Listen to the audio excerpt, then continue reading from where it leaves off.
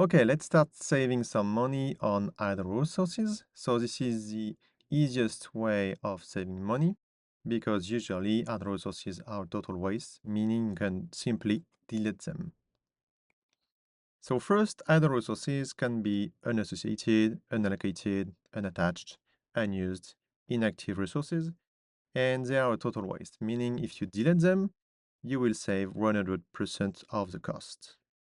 It usually represents between 5 and 20% of your total opportunities, and they are really easy to fix.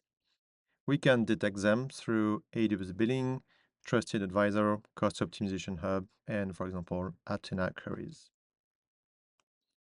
So we will review each of the service, meaning EBS volumes and snapshots, EC2 and RDS instances, elastic IP addresses, load balancers, NAT array, VPC endpoints, Kinesis data streams, and even more.